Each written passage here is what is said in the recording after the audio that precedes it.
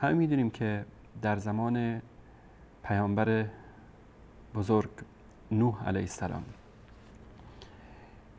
قوم این پیامبر بزرگ بعد از اینکه الله سبحانه و تعالی اونها رو نجات داد از طوفان و بعد از اینکه همه انسان‌های مؤمن و مسلمان شدن، شیطان لعین اومد اینها رو گمراه کرد. چگونه گمراه کرد؟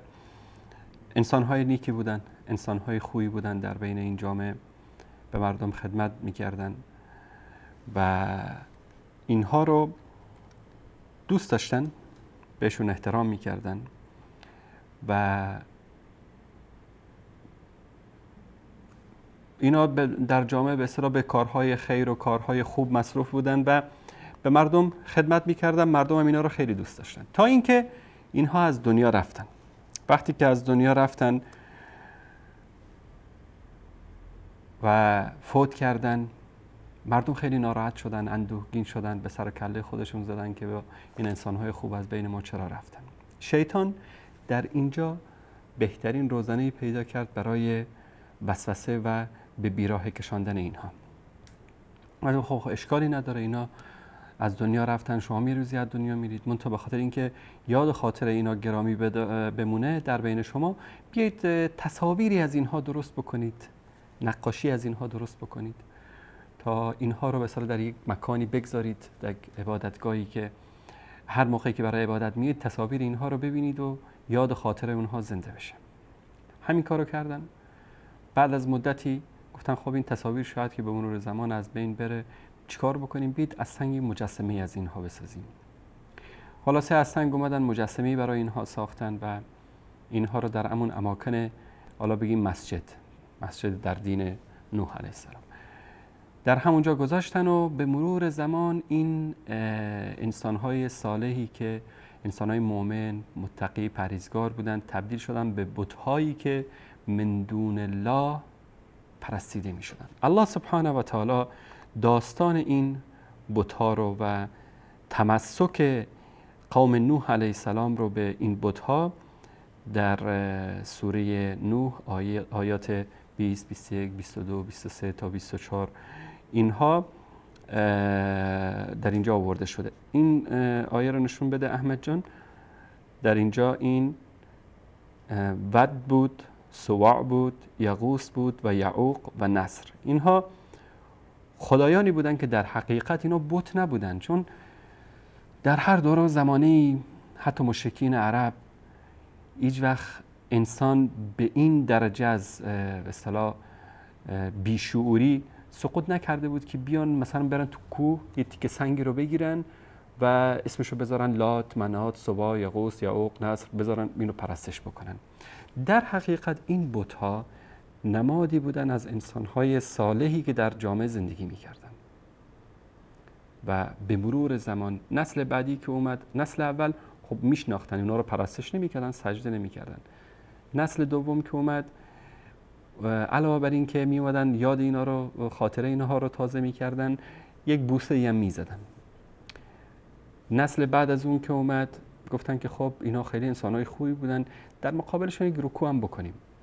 نسل بعد از اون که اومدن گفتن پدران ما رکوع می‌کردن، اونا خیلی نزدیکتر بودن به این انسان‌های صالح، حالا ما که بعد از اون آمدیم پس ما یه سجده می‌کنیم. همین بود که جامعه نسلا در نسل این خرافات نهادینه شد تا اینکه این بت‌ها رو من دون الله می‌پرستیدن.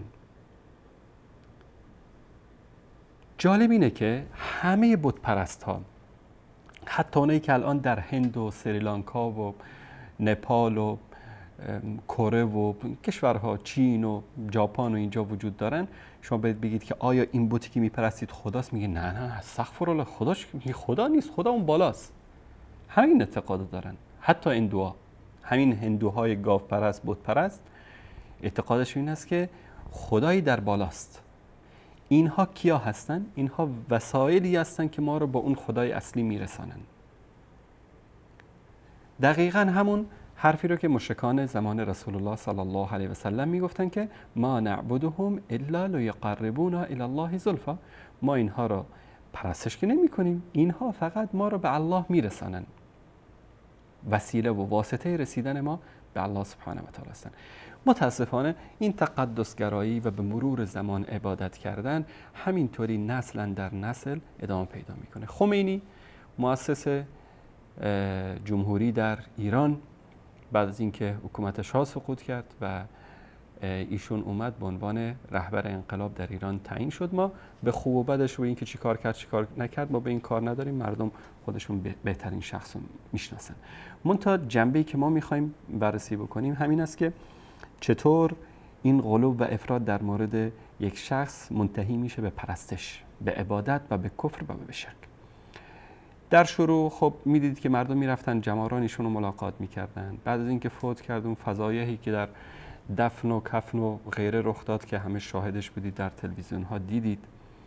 بعدش هم موقعی که ایشون رو در قبر گذاشتن، اون خاکی که اونجا بود که همه به سرقت رفت یا برای تبرک بردن، خاکی پیدا نکردن که بریزن رو ایشون تا خاک رو بردن از جای دیگه. به هر صورت اول یک قبر کوچیکی بود، بعد یک گنبد کوچیکی ساختن، بعد همینطوری دارن میسازن تا امروز این ساخت و ساز قبر امام خمینی تموم نشده.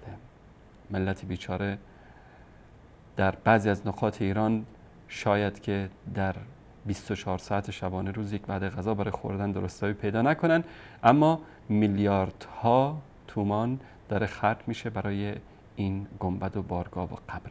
و نسل بعدی، نسل اول انقلاب که دیگه کم کم دارن از رده خارج میشن، نسل دوم از اون واقعیت هایی که در صدر انقلاب بود خبر ندارن، ندیدن که خمینی هم یک انسان بود، یک انسان عادی بین انسان ها زندگی میکرد. با نسل بعد از این که میاد، خب در زیارتنامه و در مفاتیح اینو که دیدی زیارت امام خمینی هم اضافه شده و همینطور آیسته فکر میکنن که این یک انسان خارق العاده بوده، یک چیز عجیب و غریبی بوده که باید این من دون الله پرستش بشه. و نسل‌های بعدی ببینید که همین قبر و گنبد و بارگاه رو تبدیل میکنن به یک امامزاده و رونق و نمیدونم دربان و 4 تا مفتخور دیگه هم جمع میشن اونجا، آستان مقدس حضرت امام و یک تولیت هم براش تعیین میکنن و همینطوری من دون الله انسان ها پرستش میشن. دقیقاً سیدنا علی رضی الله تعالی عنه در روایت میفرمایند که هلک فی رجلان محب قال و مبغض قال، یعنی این 2 نفر در مورد من به هلاکت رسند. دشمنی با علی یعنی هلاکت، هر کی دشمن علی است نابود میشه، چون علی از اولیای الهی است و محبت اولیای الهی بر همه مسلمان ها فرض است، واجب است. محبت علی، دوست داشتن علی. و کسی که در مورد ولی از اولیا، پیامبری از پیامبران، هر انسان متقی و پرهیزگار غلو بکنه، افراط بکنه، اون رو به حدی میرسانه که من دون الله پرستش میشه، مثل عیسی علیه السلام، مثل عزیر، مثل دیگر انبیا و صالحینی که بودن که من دون الله پرستش شدن، ولو این که پیروانشون بگن که ما اینا رو پرستش نمی کنیم، اما اعمالی رو انجام میدن که ویژه الله سبحانه و تعالی است. مثلا یک موردش قربانی، فصل لربک وانحر، برای الله نماز بخوان و قربانی کن. میبینیم که سر گنبد و بارگاه میبرن گاو و گوسفند قربانی میکنن، بسم الله الله اکبر هم میگند، اما چون قربانی ریختن خون یک مخلوق خاص برای الله سبحانه و تعالی است، نباید برای کسی دیگه ریخته بشه، در اینجا یک کسی دیگر هم شریک قرار دادن. به احترام قبر فلان امام ما اینجا قربانی میکنیم. دقیقاً همین حرف، یعنی شما در این عبادت قربانی که مختص